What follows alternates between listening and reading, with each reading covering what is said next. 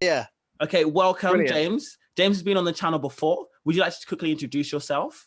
Yeah. So I'm currently a final year product design student at Bournemouth University. I'm living a stone's throw away from uni. And so like everyone else, I'm in this remote learning lockdown environment. It's final year, so it's a bit stressful, but we're sort of learning to live with it. But it's good to be here today and sort of, talk about my experience and things. So today we are doing a podcast type interview where we're going to be talking about university 2020 to 2021, virtual learning, and just being a student, being a student who's experienced the life of the previous pre-COVID to what it is now. So we'll probably be having a conversation, but we just decided to press the record button because there was some points we needed to let the people know. So if we kind of go into what we were going to before, we were talking about first years and the problem with them not experiencing what uni's about. So as we were saying, James, uni's not only about your course. Uni is about the experience. It's literally the uni experience. Part of that experience is going out, having fun, meeting people. Even there is a part of the drinking culture of let's see how drunk we can get. There's the going out culture. Every single night in Freshers Week, you have to go out because the 2 weeks of Freshers Week, I know for myself personally was one of the best times at university. Personally, I'm not someone who likes to go out. Previously to university, I've only been out once in a different country. But when I came to uni, it just changed the whole direction. Going out seemed more fun. It does, doesn't it? Because it's almost like there's no more rules. It's kind of like this weird, like Lord of the Flies thing. It's like, yeah, you can go out every night and do what you want. Do what you want. Just you're absolutely free. Go do it. And it's just before your course starts as well. So there's no other expectation. I was gonna say it's like being an adult without the responsibilities. So you're old enough to do everything they do, but you don't have the responsibilities and the clashbacks of doing that. So like if you're 18, that's you go out, get drunk, come back. Even if you get arrested, it's a university town. They'll slap you on the wrist, tell you to go back to your accommodation, you're home. But if you're 30 years old, you get wasted and you get arrested, you're most likely going to prison. Yeah, it's funny because it's all the best things about being an adult with none of the cons, none of the worst stuff. Well, there are some cons. Just to let the students know that it's not all just black and white as you can get away with everything. You can still get arrested because you are still technically an adult. Oh, absolutely. Yeah, I would say still be responsible. Like it's important. But in terms of you can go out and get drunk. I mean, the funniest thing I remember from when we first turned up at my accommodation the first week was we all sort of had a big sort of short talk by the police. Short talk. A short talk by I think it was the community supports officer at the time. Okay. It was. Was it on campus or accommodation? No, we were taken to sort of I think it was one of the Citygate church halls next to one of the accommodations. Oh yeah, they did that to us. They got all the accommodations in the area to come. We went into Old Fire Station. They talked to us about the whole rate, drinking. And they sort of filled you in. The last thing they said to us was, obviously we get a couple of traffic cones get nicked. And that made sense because there was a lot of construction going on at the time. So there was traffic cones everywhere. And they said, look, we understand you get drunk and you bring a traffic cone home. So what we're going to do for this first sort of, I think it was week, so we're going to have a cone amnesty, which means if you find a traffic cone, it's in your flat or you brought it home, the morning after a night out, bring it down to reception and we'll say no more. I hadn't thought about taking a traffic cone before then. But when I found that they had lifted, so it was this crazy thing of like, look, we'll let this slide kind of thing. We know you're gonna do it anyway. Exactly, it's like people take a shopping trolley, and it was just a funny way of, as you say, like they, all those sort of all those restrictions of being an adult are lifted for that, especially for that first week of freshers, and it's just this, you immediately move in and you're hit by this kind of like. Yeah, okay, go do what you want now. Go clubbing every night. And it's even like that kind of, your mum and dad isn't there to tell you it's wrong anymore. You can literally leave your flat and stay at someone else's house overnight and no one will say anything. There's no disapproval, is there? You don't have to tell anyone where you've been. Good advice anymore. because the one thing I like, the kind of downside is, and I spoke to a couple of students about this, is I don't think girls realize how different it is going from sixth form or college to uni. Because when they're in sixth form or college, someone's always going to look after them, one, and they can always go home to their parents. When you're in uni, you're by yourself. Obviously, you have your friends and you have people you can call, and you're not only targeted by other college or sixth form students, we'll talk about grown men.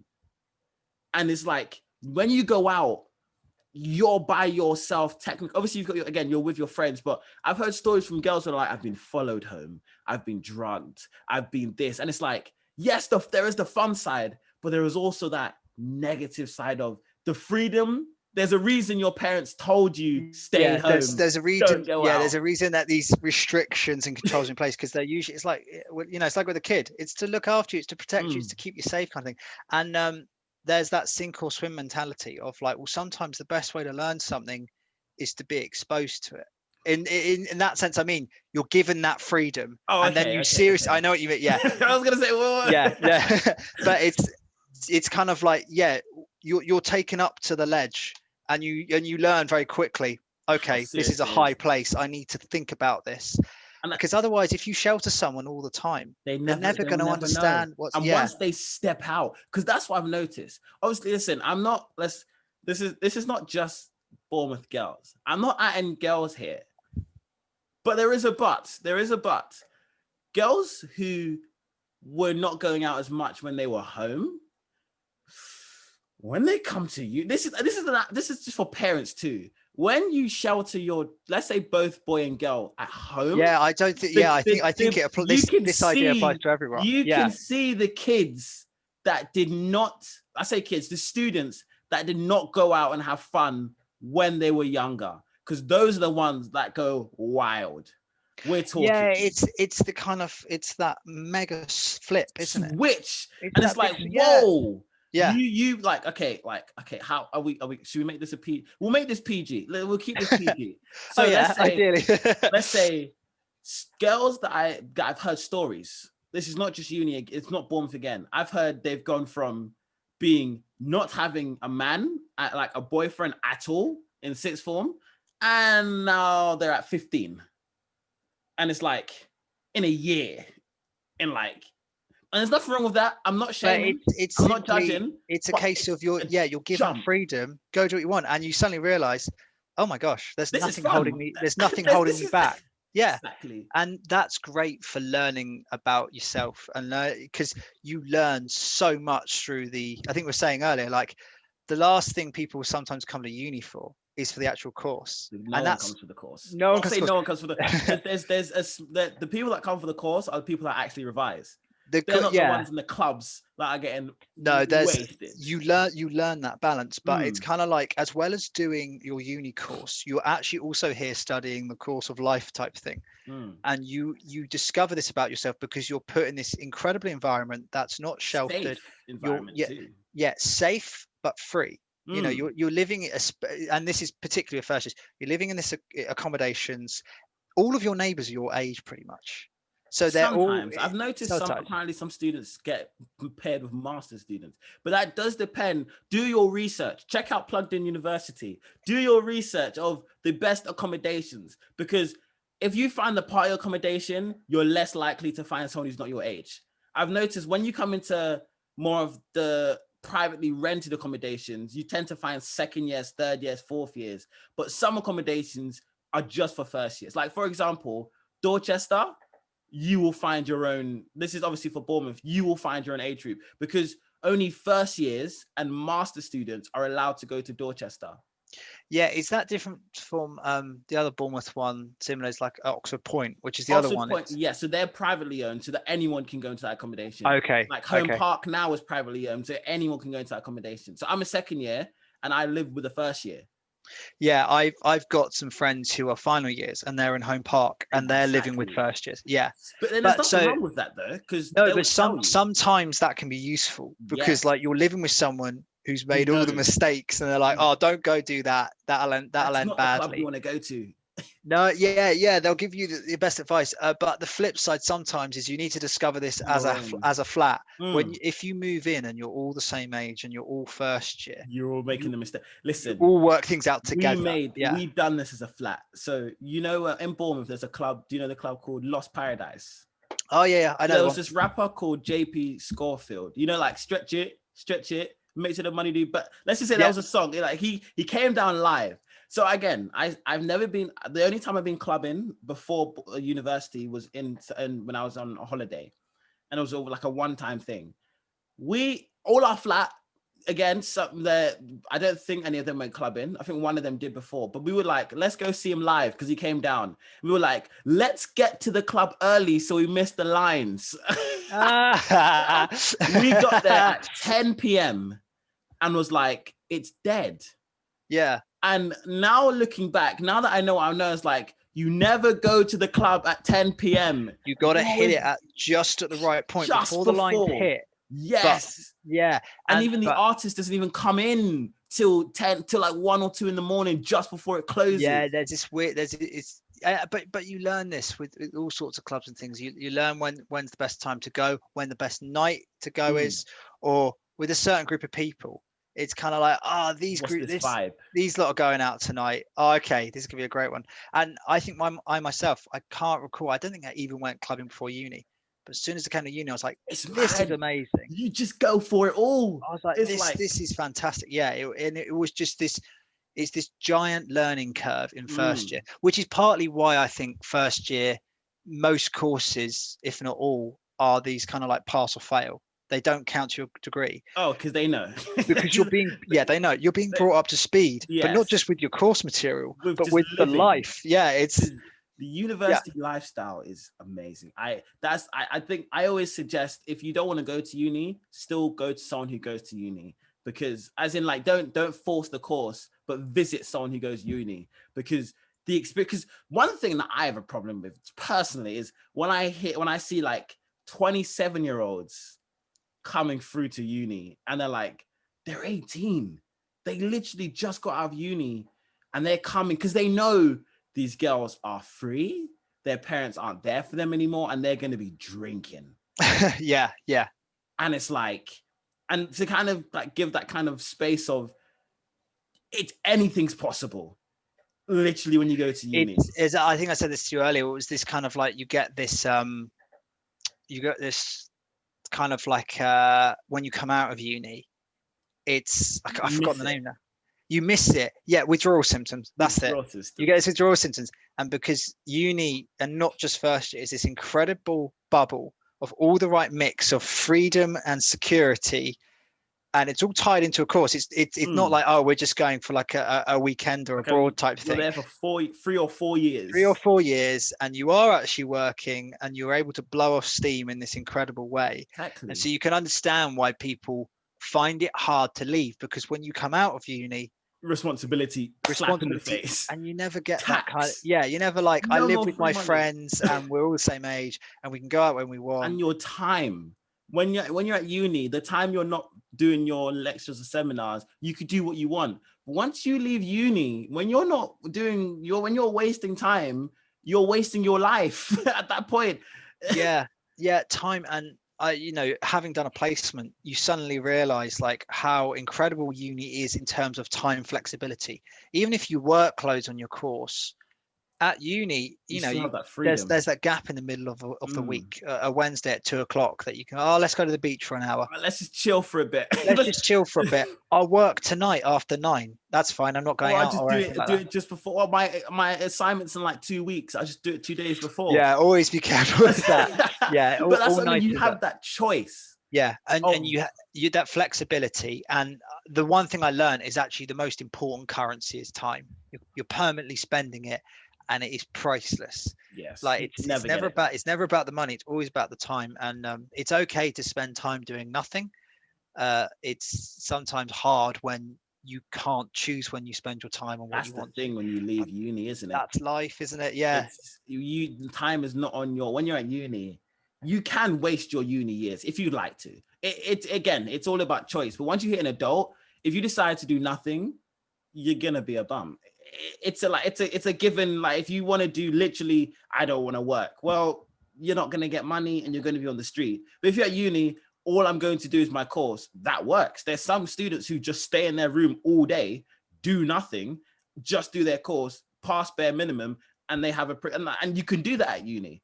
Or on the flip side, I know people that will go out every single, I don't get it personally, but every single night, you'll catch them at the club, you'll catch them at this. And another unique thing I'd say is, go on. Well, I was gonna say I had friends and stuff in sort of when I was living with people in second year, different to who I'm living with now, who they were part of it was the party lifestyle, and a lot of them were things like sports teams, which the really sports teams I've noticed they seem to fosters that environment. Yes. Whenever I see a sports team, it's always, well, I say always, when I see the students that are going out constantly, it's the sports students. But that's because a sports team is like a higher calling than just your course, because sports teams become like families. Yeah, that's and true. That's why they're so attractive, is because you form such a close bond with these people, and you really do. And so it becomes this thing of, it does take over, and the clubbing side takes up a huge portion. Sometimes that can be a problem with like keeping on track of your course and stuff, but other times it kind of flips of, actually, I'm here to have an incredible time with this sports team. I am doing my course, but my main, because it kind of like think ahead, and then imagine yourself looking back. You finish university and you go, did I have the most amount of fun I could have had? And is it a real problem that I like, you can knuckle down and do, incredibly well, just only focus. It's kind of like, say the same thing about like, maybe like looking back at your schooling, could I have fun? Was it worth it? Could I have been a bit more laid back? Could I have allowed myself a bit more fun, maybe mucked around a bit? And that's what happens, isn't it? You're kind of just like, I could have done that, but I didn't want to do it just in case of this. And uni's like that second chance. I was also going to say, back to the point of you talking about, I remember first year being that kind of trial, is the time, this is the time between you finishing sixth form or college to starting first year, ending first year. That whole a year and a bit is the only time in your life where you can do what you like with no responsibilities, because you have nothing to study or revise for, because you haven't even started university yet. And you can work, you can go on holiday, you can do anything. Yeah, and because from first year to second year, I was going to say, from first year to second year, you can't do that. You have to low-key, like, okay, what's second year bringing? But from sixth form to first year, oh my God, beautiful time. What did you do beautiful. Through your summer? I can remember not doing anything in the summer after first year. And I had friends that said, so you're not like doing like a part-time job? And I said, no, because after my second year is my placement year. And I might start a placement maybe the week after I finish my second year. So the way I phrased it was, this summer after first year was my last free summer that I knew of. Yeah. And I'm glad I did that, because the end of second year came and I had a placement that started up 2 weeks later. Damn. I came straight out of second year, straight into placement, and there was no summer. I was working. I mean, and then obviously a pandemic happened, and the following summer of 2020 was a free summer because it was sort of forced, and I finished my placement. You have to stay at home. And I had this gap before final year, but I was glad that I did exactly what you said. Is kind of like that time is incredible, and I'm not saying like, try and fill it with loads of fun stuff, but just be aware of how precious it is. Yes. Like it's okay to sit there, chill out, do nothing, take a deep breath and go, I'm just calm and chill. As long as you're aware of how grateful that time is that you're existing. Time once again. You get when you, because I don't know if you've experienced yourself, is when you have nothing to do, it's beautiful. But when you start uni, you realize how beautiful that time that you had nothing to do really is. Because now in second year, I'm like, I need to do this. It's not like I can even say I just chill. And even when I chill, I'm like, I could be doing work. You can't chill. You feel guilty, don't you? Yeah. It's just that kind of, I want to do, because so what you did in your first year summer is what I did in my sixth form to first year. Oh, I And did that too. We went all out. Yeah. We went, so what did we do? Me and my friends went on 2 holidays, and then we done something else. I can't remember what it was. But let's just say, fill up your summer with fun stuff, even if it's work. That's the thing, because I also worked during the summer, because in your first year, again, James, I don't know if you experienced this, but you spend a lot of money. Yeah. I went through $1,000 in my first semester, and I'm like, I don't even know what on. I mean, we're talking pizza, going out. Money's not an object. Wasn't an object for me. It's this weird, as you say, like you're semi-independent, and the independent side is there's no control and there's money. Like if you had all the freedom in the world but no money to your name to do anything, and you couldn't do anything. But now you've got money to do stuff. Yeah, and student finance is blessed for some people. Oh gosh, yeah, yes. For many people, they're kind of like, oh, hang on, I'll go out next week when my finance comes through. Which is because you get this lovely big pot of money. You're like, okay, great. I know what I can use this £6,000 to do what you want for the next couple of months. More, back to what you said about like working in the summer before uni. It's a good point to mention. A lot of people I know who had a year out before uni highly recommend it. I didn't. Recommend it. I finished A levels and I kind of panicked, but I was like, I can't sit around doing nothing. I got to do something, you know. I wasn't like working and like earning enough money during A levels or anything like that to go traveling. That wasn't my plan. So I went straight to uni, which is totally fine. But from the people I spoke to on my course at uni who all had a year out, they all went, I highly recommend it.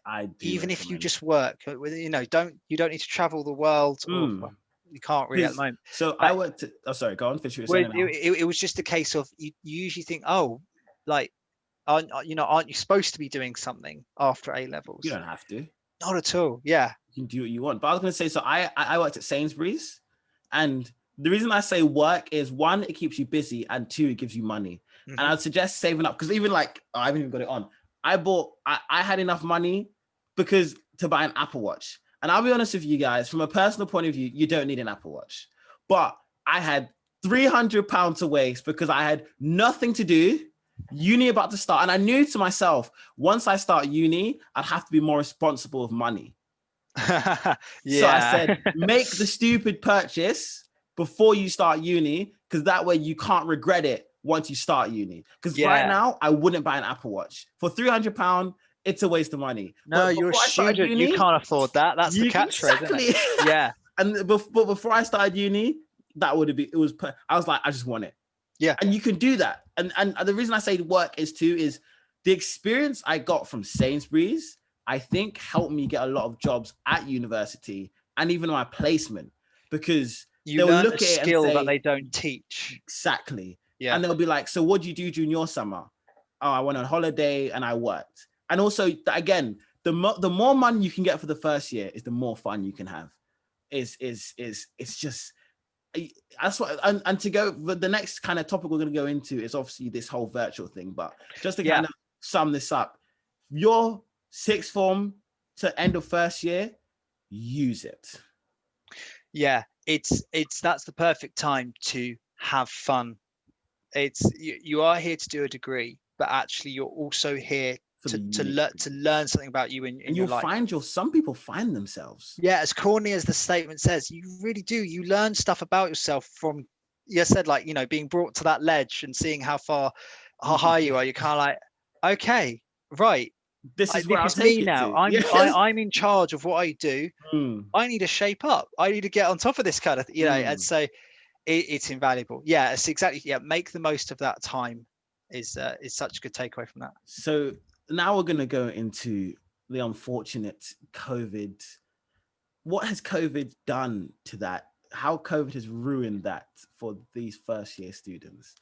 Unfortunately, I remember my first year, and I remember Freshers Week. I remember the societies, the clubs, the different venues. And the thing is, just to clarify, Freshers Week isn't even about clubbing, to be honest. That is just an aspect of it. You get the worst part for Freshers Week for me was the library lecture. They explained to you like the induction how section. to use the library, and you're like, you know what, am I even going to use the library? Surprisingly, you do. Like, as much as it's the library, you really do actually because the library is a very nice place to sit down, be quiet, and do work. But then going into it this year, there was nothing. You make a really good point, because people think freshers is just clubbing, and that's the loud, colourful part of it. But actually, freshers is also all these other tiny little events that bring people together. And so it's meetups. You have a lot of clubs and societies that do sort of free events. It's like, come along. I remember climbing society. They did a kind of like, we're doing a barbecue on the beach. We're not even climbing. Come along, say hi. And it was just something like, even if you didn't take up that club or that society, you met a bunch of people. Yeah. And then especially with clubbing and prees, like you kind of have this thing of, you're not quite started your course yet, and you're meeting friends of your flatmates. Types of people. Yeah. Yes. And so it's like, oh, I got friends on this course. Actually, I remember in my first 2 weeks, I didn't meet anyone on product design on my course. I remember calling my mum, like, I've met a lot of media students and a lot of people doing sport. I haven't met anyone on my course. I don't know anyone. But it was amazing, because then your group of friends is dynamic. It's dynamic, and it goes beyond what you're studying. Because I was going to say, that's what a lot of students, or some students, fall into. They fall into just their flatmates or just their course mates. You want to get everyone. Obviously, confidence is something that comes along with it. But one suggestion I would say is join a society, or join us. If you want it easier, join a sports society. Sports societies, they'll take you in who you are no matter what. And everyone, like you said, it's like a family. Or join a society, because you'll find people just like you. Yeah, that's a really good point. And you've jogged my memory, is that you realize very quickly, oh, everyone is in the same boat as myself. No one realizes everybody's just as scared as everyone else to meet someone. Yeah, I'm a bit shy to approach this person. Are they nice? Are they going to like me? Are they going to hate me? They're thinking the exact same thing. And they're like, I don't want to say hi because you're not saying hi, but if you don't say hi, I won't say it. And it's like, trust me, we're on the same, but we all scared of each other. I can remember, like, I'm quite social. And I can remember other people saying to me, like, how do you know so many people? Oh my God. I just want to say hi. Yeah. People want to talk to you. Yeah. For some people that is harder. But I think I remember in first year, I knew at least more than one person in every single accommodation. And there was like a go-to, and on a night out, you went out with a group of people. I was always running into someone I knew, and they were like, hello, what are you saying? And you walk into them, and you chat for 20 seconds, you go away, and someone's like, who is that? Oh, it's this guy I know. That time. Yeah. Oh, they're at a pre's. Oh, they're from this flat. They're friends of this person, and it's like, it's this. Meeting other university students will make your experience 100 times better. I know for myself, there's some things I wouldn't. There's a course. One of the modules on my course I would not have passed without help from other students. Yeah. And going out, my network of students, I don't think I would have got as far as I could without talking to certain students. I was about to use the word network, because that is really what it is. You build it up, and you have this, and it's a good perspective shift as well. One of the people I'm living with right now, different course, does a business oriented course. And like you said, with a unit, you just have a chat with them, like, oh my God, they're really useful. They've given me all this stuff. I remember you said in your interview, there's an aspect of your course that is business, right? So if you could talk to a business student about that business course, boom. And you've got that kind of different perspective of, they know it to the back of their head because they're studying it, but you just got to do it as a little module. Yeah. So they will help you out, and it'll be your networking. And that's another thing too, to kind of talk about that, is university is one of the easiest places to network. Absolutely. You societies, lectures, seminars, people. Just the way your accommodation's set up. It's accommodation. You'll pass people. I remember when I first moved in. My room is do I want to say where I live? Let's just say I'm in a door that's in a door. Mm-hmm. So it's like a janitor's closet in a way. And I remember when I first walked in, I was looking for my room. I was like, where? Like, I can't, because normally the doors are all next to each other, right? Yeah. But this one is at the back in a door. Yeah. So I'm looking around, obviously from first year, just walking to the door. So I literally went down to reception. I can't find my room. As I went through the first door, I'm like, oh, random girl. Hi. Oh, where's your room? And I was like, oh, hello. It was just like that. Yeah. Random, never met her before. People. Just said hi to me. You're jogging my memory now because it's been like 2 or 3 years since those. But yeah, it's the same on a night out. You're in a lift with another group of people. What's your name? and you're drunk and someone says something and you just laugh, or you say like, "Where are you out tonight?" And it's just like you never spoke to them. Oh yeah, we're going. Oh my Cameo god, me too. Yeah, and it's exactly that. And it's like maybe you actually never ever see those people again, and you just say hi to them on a stair. It's just this weird thing. I would many times. I would always do it. I just had this habit of going up to people and saying hi. Sometimes might be annoying. I don't know. Of course. But it was Some this people case are of obviously comfortable with you. They're really shy. So they're like, oh, I don't know what to say. And it's some like, people are a bit like, don't who talk are to you? me. Yeah. and that's totally fine. But there are other people that are like, group of friends, but thank you for who saying the hell's that person? You're like, oh, I just met them half an hour ago. Their name's this. They do like, this. Why don't they come over? Oh, hello. Yeah. Who are you? Oh, everyone introduced themselves. We all knew each other. We all met tonight. And some of the best friends are actually formed from that way. Is you see some groups, they're just like, I don't even know who this person was a week ago. It was funny because you sometimes go, hang on, how did I even meet this person? And they're Did I like, meet wait, you again? Were they at a prees? Or it's all those kind of things.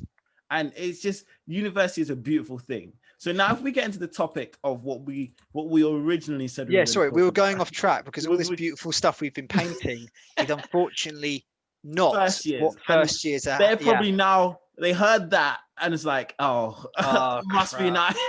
Must be beautiful. So you said, from your personal opinion, you feel like it's going to be problematic because, like you said, they came to uni for that experience and they didn't receive that experience.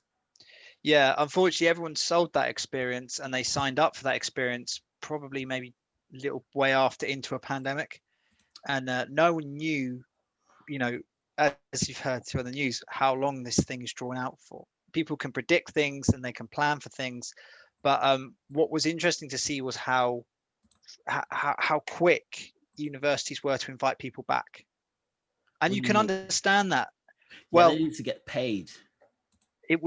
Time was edging on through the summer and it was like, well, this isn't going by September. So if I go to uni, what's that environment going to be like? It's certainly not going to be what I was expecting. It was interesting to see how quickly unis went, come along, we will make it as best as possible, which is quite a hard task. Like I wouldn't want to be organizing a university right now. No.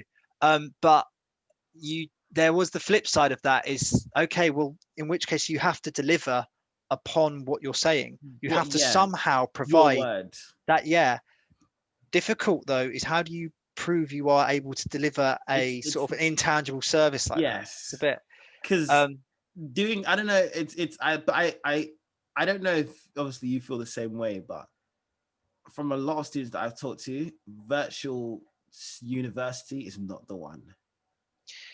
It's bizarre how important face-to-face human contact is in all aspects. Yeah, lectures and seminars.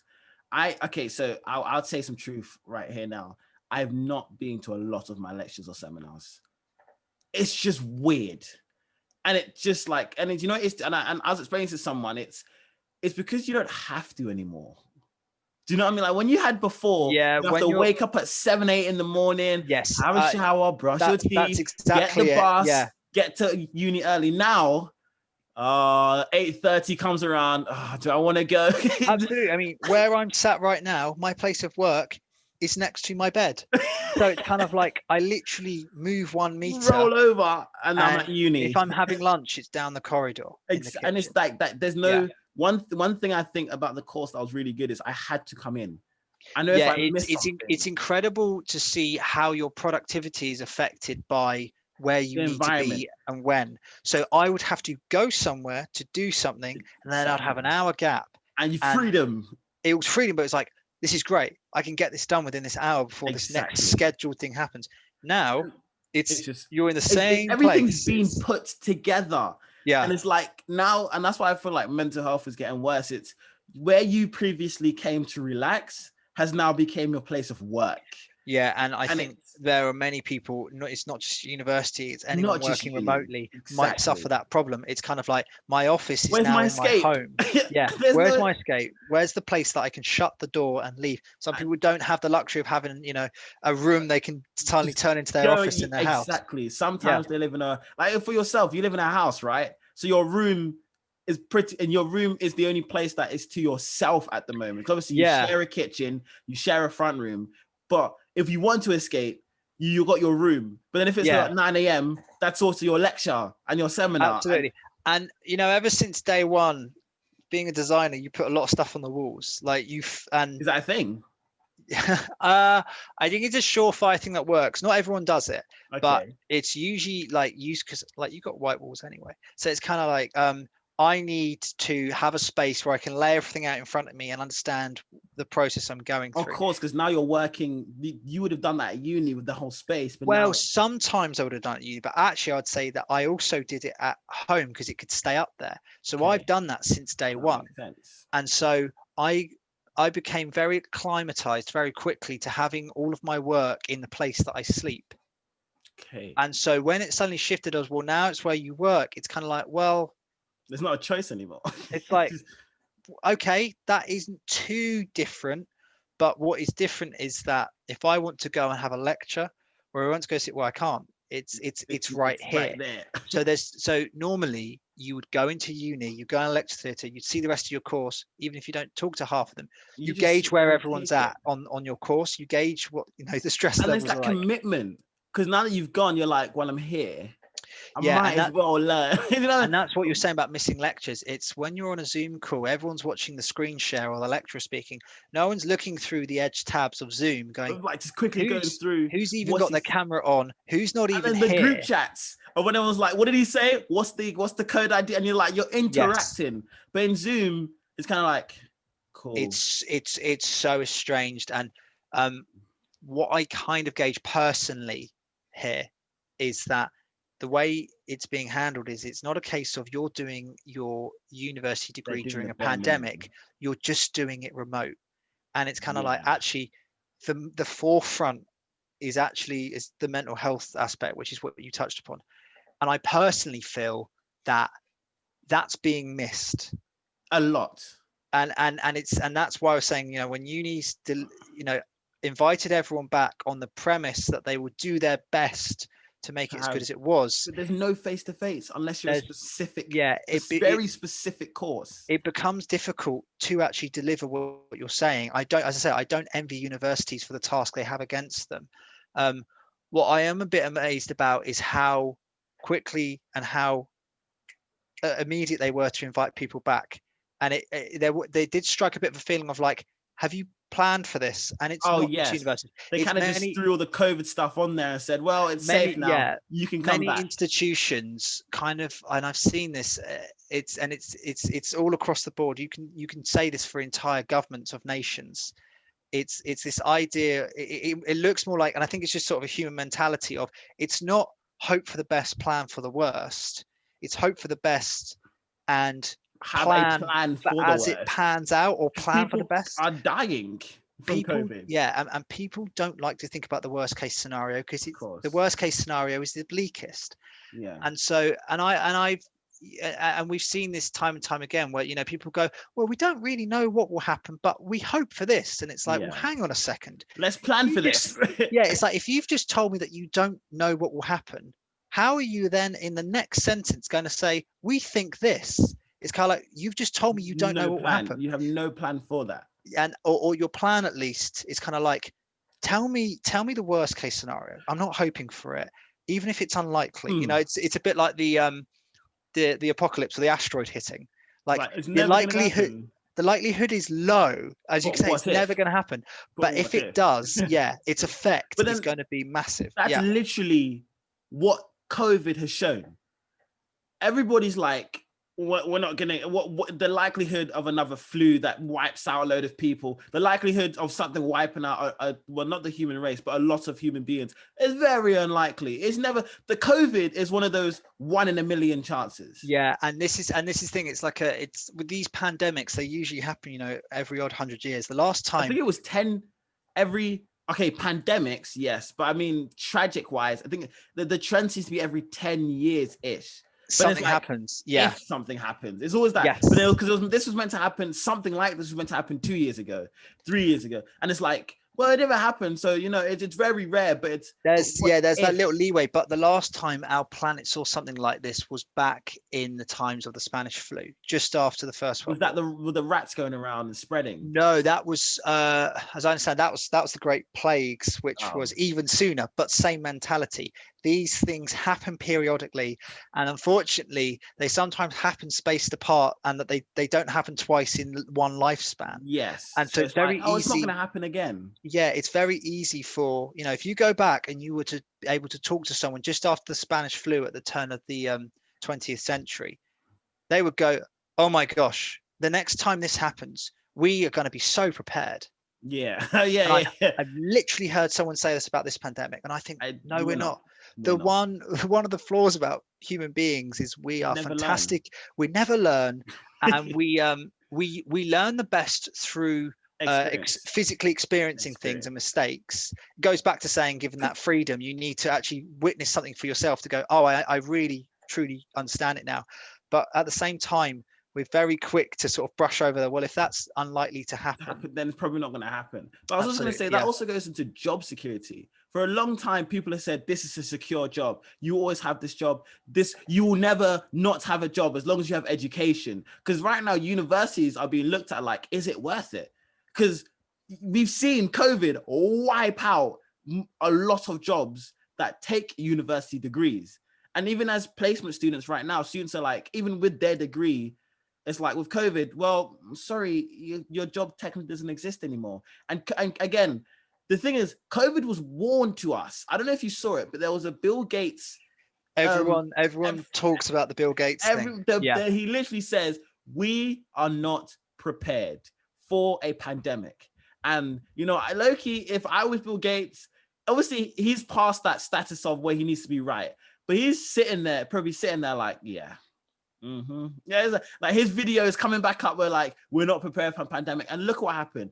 It's the I hate to say I told you so, and you really don't want to say I told you so because it means something bad has happened. The taste. It leaves a bad taste in the mouth, like because people are dying. But again, going back to the mental health is, especially as a student who's alone, trying to deal with everything, especially in your first year, because now you have to deal with deadlines, and there's not that fun anymore. Because when you have like if uni gets hard, I remember when uni got hard in my first year, I could just go out, go for a walk. That is exactly what I realized halfway through this term was that university has high stress, but it also has the going out aspect. Is this high stress outlets relief? Yes, it's kind of like there's a lot of pressure, but then when you let off the steam, it's a lot of steam you let off. And once you submit that assignment, it's all over. I'm going out. I'm ready to go crazy. Exactly. And that's partly why I support clubbing at university, is because your work can become so stressful that you need something equally as explosive to match it.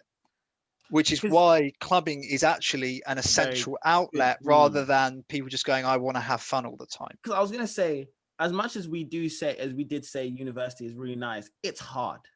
Like it's hard. It's really, if you can't do sixth form or college, you can't do uni. Because uni is like, imagine like you have choice of 3 or 4 options at sixth form / school. You're studying one thing for the next 3-4 years. Yeah. And you have to go into detail. Some of these things, even with computing, my course, some things are boring. And to try and remember them you're right. answer questions on them, it's just like, this is really long and it's getting annoying and I'm getting like, But then if like now I'm having like, trying to go in on work and I'm like, it's just annoying me.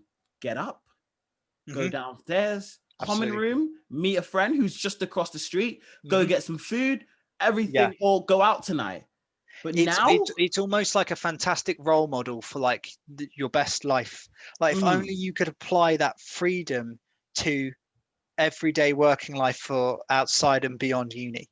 And you're exactly right. I remember that in first year, it was a case of, particularly with Bournemouth University or other coastal universities, when you're that close to the sea, beach. I'm just gonna go for a walk. Can't lie. I'm gonna put some headphones in by myself. Just chill. It's because even when the weather's bad, I don't know what it is about the beach. Because personally, I'm not a beach person myself. I don't really go much, but just going there and sitting. Yes. So relaxing. Well, there has been psychological research that shows that living by a large body of water is calming.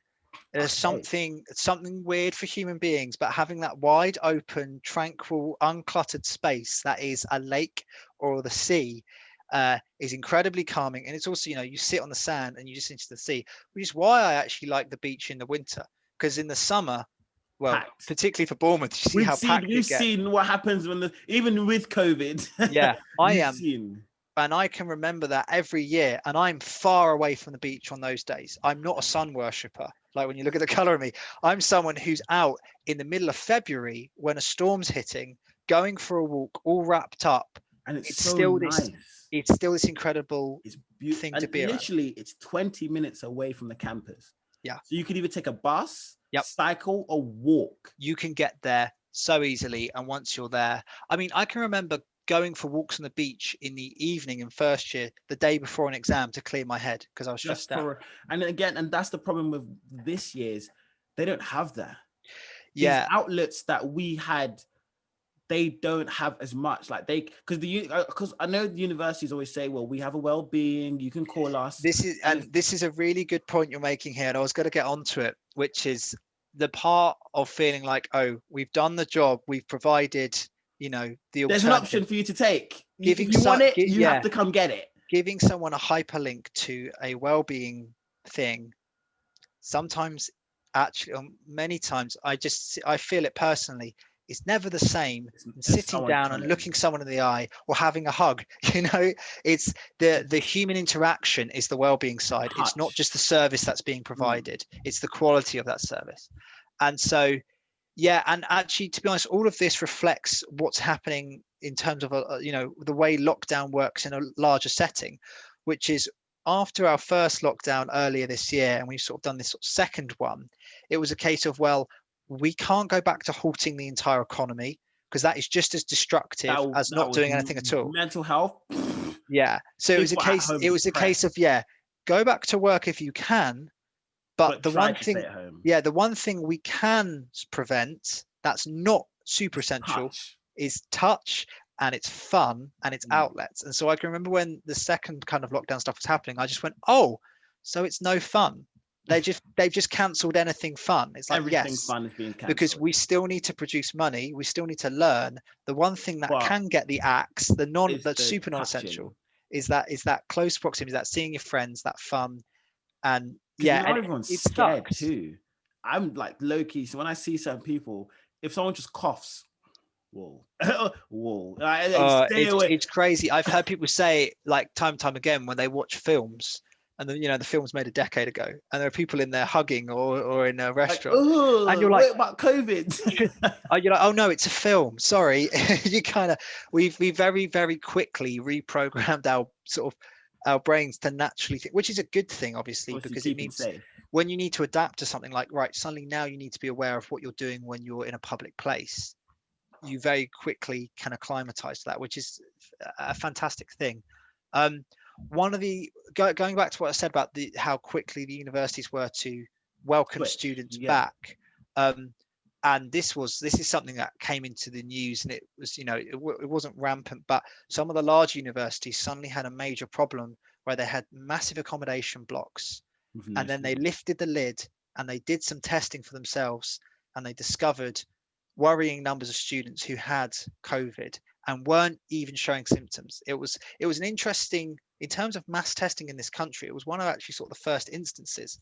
Particularly, I think I remember seeing about Manchester Uni, I believe so, on the news, one of the larger ones. And they decided, like, okay, do you know what? Let's test an accommodation block. And they found, oh my God, the majority of the students we have tested who have it are asymptomatic.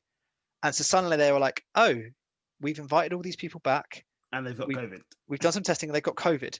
They are all living in this giant tower block, close proximity to each other. It's like a disease accommodation. It's the worst place, isn't it? Yeah, it's like that, plague ship. It's like you're all trapped in one place. And then suddenly, very quickly, it was a case of, well, okay, well, what if we have to control this and lock this down? Mm-hmm. And suddenly students were being faced with sort of accommodation staff and even sometimes with a bit of police support. Case of, no, you can't leave. We need to work this out. I saw that. Were they the ones who ripped down the big barriers? Yeah, because they were barricaded in, and it's actually it was a bizarre kind of sort of human rights kind of thing, because it was like technically you're incarcerating someone without there's actually it's incarceration without any sort of due process, or they're not being charged with anything. It's a case of, well, if you leave, then you're breaking restrictions, but whilst you're in there, it was this weird catch-22. I was going to say the thing about it is from obviously what I've seen, the response to university students in COVID is very negative. We're the problem, but we get the most downsides of everything. So yeah, it's a case of we're the problem. We're spreading it's kind of like, oh gosh, so you've come to uni, you should stop partying, obviously. But it's like, limit your control, because you're all going to catch it if you shouldn't mingle. And it's kind of like this sort of poking a bad thumb. But then actually look at the other side. We're not the ones dying from it. No, there's the flip side of, well, you invited us all here. Oh yeah, and that's another thing. You told us to come back. You said to us this was okay, and then suddenly there were the worst case scenarios, and that's why I said it's not every uni that behaved like this. But right at the start, you had some unis that had this weird sort of dilemma of they temporarily barricaded students, and some students were saying, "I haven't been shopping today. I have no food," and obviously the university accommodation could not provide food. They suddenly it was like, you're not a catered accommodation. So it was this really weird thing, because they can't touch you, can they? And I remember seeing, I think one of the headlines at the time, a quote from one of a university professor in the country, and they used the phrase, "This is a preventable catastrophe," which I was like, yeah, basically it's to paraphrase that. What did you think would happen from inviting everyone back to uni? What on earth how did you think this would play out? I don't think, but this is obviously my personal point of view. I think the reason they invited us back / said some of your lectures are going to be online and in person was for the accommodations, because the accommodations obviously had to have the people pay. Because if the university said to their students, we are going to be virtual, everyone would have stayed at home. Well, this is what's interesting. Everyone would have stayed at home. Yeah, I can remember hearing in the summer that Oxford University made the very bold claim and said, we're virtual. They said right from the start, listen, this is going to be a virtual year. We're putting everything on the table. And I remember at the time going, oh my God, what happens if, things do ease up? Are they then still going to do a virtual year? Like, isn't that going to suck? And now you're sat here in your room at uni going, paying all this money. Yeah, you're like, well, they were smart, because at least they were completely honest. And that's what I was talking about being the worst case scenario. They literally went, do you know what? We're going to go with it. And even if that is a bit pessimistic, at least you know what you're in for. And you know what's going on. I can remember when enrolling back for this year, there was like this little tick box button at the bottom of the enroll form of, basically it was a case of anything can change at any time and you are powerless to disagree. Really? And that was not the exact wording. Of course, that was not the verbatim. But it was essentially that, look, you were agreeing to come back during a pandemic in which no one quite knows what's going to happen. And so when something does happen, when something does change, you can't protest it, because you understand that you're basically going back into unknown circumstances. Essentially, that's what that was saying. And I understand that completely. The universities did not know what was going to happen. It was a bit like this age-old question of, when's this going to end? And what governments can only answer with is, well, it only depends on how well we respond as a planet, as a country. So yeah, I don't, coming back, it's kind of like, well, yeah, obviously this was going to happen. It's sometimes what I don't like is the unrealistic optimism. I think so. Getting better. Well, yeah, so you're coming back in September, but we hope that after Christmas, we'll be back on campus. So it might all clear up. Yeah, they said January, but see, this is what I was going to say is the problem I had with the response, such as you said you had the tick, was the reason I came back was personal reasons, because I had work down here. But the university said we are going to be half online, half for what matters in face person. So in my head, I was like, so I'm going to be going into uni for like seminars, maybe not lectures, which are big for seminars. But then they also said, believe that as well, because some university lecture halls and rooms have like a maximum of 14. So it wasn't impossible to schedule some stuff. Yeah, exactly. But then also, to know what would be in person and in face, I received my timetable a week before my date start. So but then I had to secure my accommodation way before that, or I would miss everything. So it was that kind of conflict of, I have to make this choice, not knowing what could come later. That's very similar to what I had, which was we were quite on it, and we got our accommodation in November of 2019, well before any pandemic. So we had signed a contract to rent a house for a couple of months. And so it's going to stay in when you could have just been at home. Yeah. And then a pandemic hits, and we're suddenly going, well, we are legally obliged to pay, we're paying rent. We've signed up for this. So we can't say, well, let's all have a year out. Equally, the friends I have are, beyond outside of the people I live with. I know a lot of people, as does everyone else at uni. And if you say, well, I'm having a year out, you kind of feel like you've been left behind a bit. Oh, I've seen that. Some students, that's why they don't take a placement year, because their friends will graduate, but they're now 1 year behind. Yes. And it's kind of that, like, again, kind of, I don't want to be left behind and I don't know what's going on. Yeah. Fortunately, the majority of people I knew were doing placement years on the courses that I knew. And so it was a case of, actually, when I looked around at people on other courses, I was like, oh yeah, okay, we're all doing the same thing. We're going to come back in our 4th year. But it was that case of, unfortunately, I couldn't postpone this year.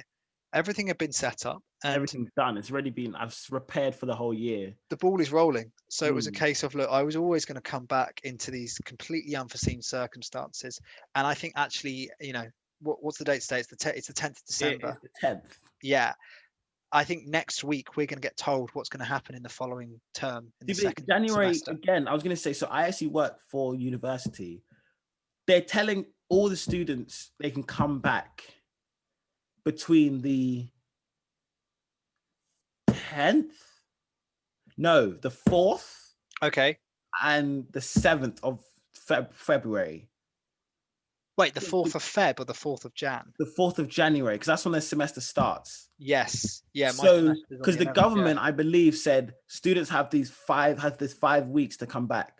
Because personally, even when they said you have 2 weeks to go home, it was kind of like, excuse me, you told me to come. Yeah. Now you're telling me I can only go home between these 2 weeks. It's this weird sudden exodus. I remember seeing, Snapchats from friends last year when the first lockdown happened, and they were literally clearing out their shelves. It was this kind of like, it was almost like this, grab your stuff and go. We've got to hit the road and get out of here, which is like, okay. But it was this very, it added to that uncertain feeling of, oh my gosh, what's going on?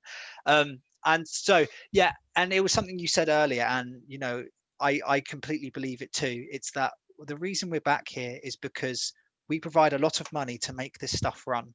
And like with a lot of companies, they don't have a big pot of cash for a rainy day. Students are their main income. Yeah, businesses don't work like that. It's bad to have a lot of liquidity and surplus lying around. So when something like this happens and suddenly people stop paying for things, that's when you go, oh my gosh, we're going to fall flat on our face. Because that's why I think's happening right now with the Subu shop.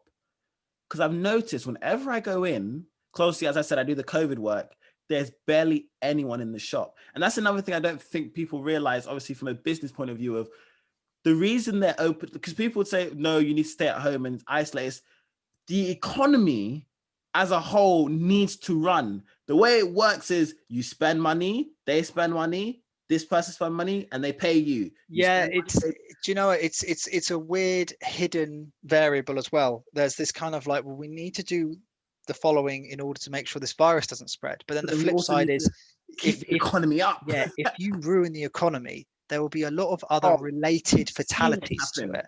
New York, what was it called? It was America when, oh God, what happened? It was a crash. There was some sort of crash. The 1930s Wall Street crash.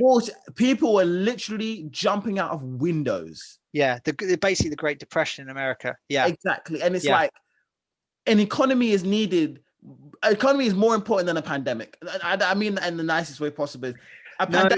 I agree with you. There's the immediate thing of lives are at stake, and then there's the hidden thing of in the long term. Yeah, a broken economy will kill more than a pandemic. And it's a difficult thing to weigh out. I remember saying it months ago. I was like, do you know what? There's going to get to a point where people stop caring so much about the pandemic and they start caring about the economy, purely from a perspective of self-survival. Because businesses have gone down. So it gets this point of when do we start forsaking a pandemic for a wider economy? And it sounds quite utilitarian and quite a brutal mindset. At the end of the day, you have to think long term.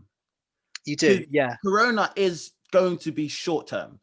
Maybe not short term in a year, 5 years, or 10 years, but it's just like the flu, just like the as you said, the Spanish Black Plague. It will eventually, these things slowed down. These things are on a large timeline. They are a blip. In a human lifetime, they feel a little bit longer.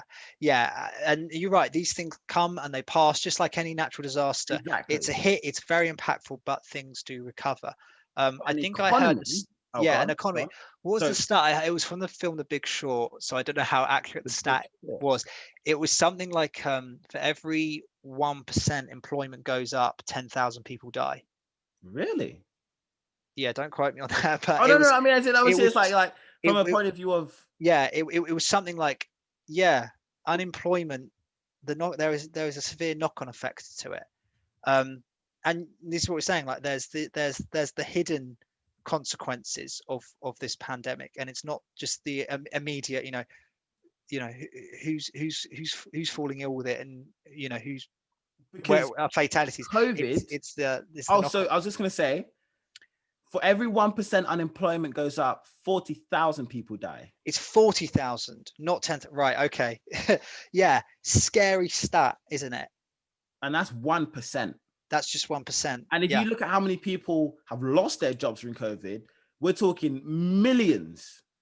And the reason they die is for multiple reasons of you can't afford your necessities. Oh, it's basically imagine a country grinding to a halt, and all of those lists. It's not good at all. And so I completely understand why there's this kind of like, let's keep the economy going, but somehow try and keep it a social distance lockdown thing.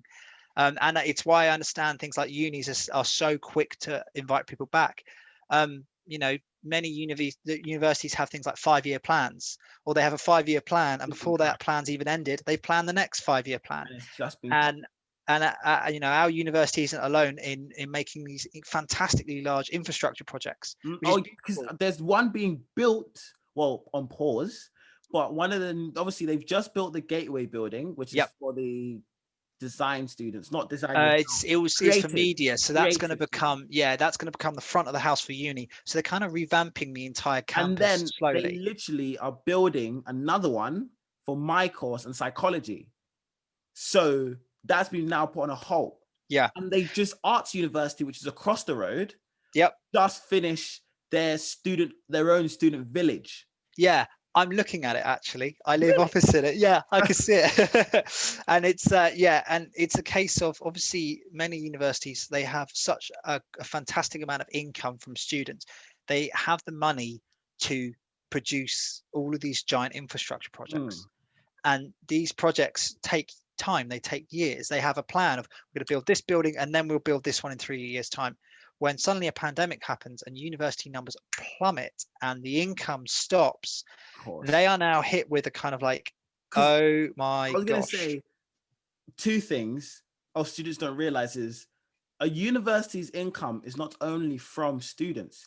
They get marketing, sponsorship, government. So you saying, okay, in the nicest way possible, your money is important, but it's not as important as you think. You're not their be all and end all, but you are a No. large amount of their money. Yeah. So, and then to add on to that too is, I don't think students realize that 9K doesn't just go to paying for your course.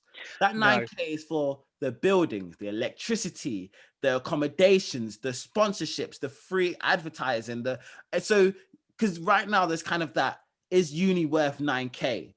So saying that, you basically are saying, is my university experience and my course worth 9K? Yeah, this is the weird kind of catch to it that's been brought out the woodwork from this pandemic. Is we've heard before, it's like, I mean, I remember being told this. It's kind of like, yes, you are paying, so you do have a right to demand stuff, and if you don't feel like you're getting the most of what you should be getting, raise that. Like, you're not the client, but it is your money you're going to be paying. At the moment, it's actually the government's money. You'll pay the government. Technically, it's your money. You just haven't. Technically, it's your money. Exactly.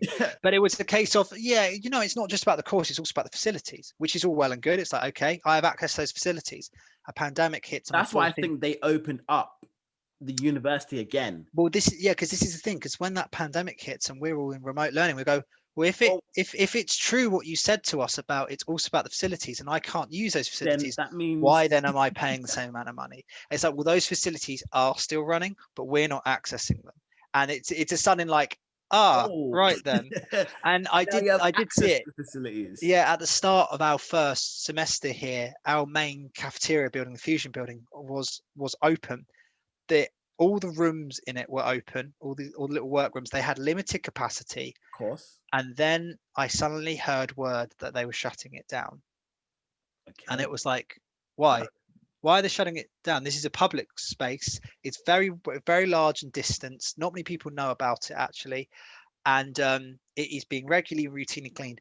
Basically, it's a cost. There's not enough people using it, or there's not enough money to keep it open. To sustain. And it was like, oh my God. So what you've done is you've invited us back, you've drip fed us stuff, and now you're taking the rug beneath our feet. In front of me, and then said, well, we can't afford to keep making turkey. We're going to take it back. It was like, this hurts more because I've had a little taste of it, and now you've taken it. Yeah. And so fortunately that has opened up again, at least sort of the public areas, which is, university, if you can hear, I'm entirely grateful for, because those public spaces in your campus to go do things outside of your room are incredibly useful for productivity.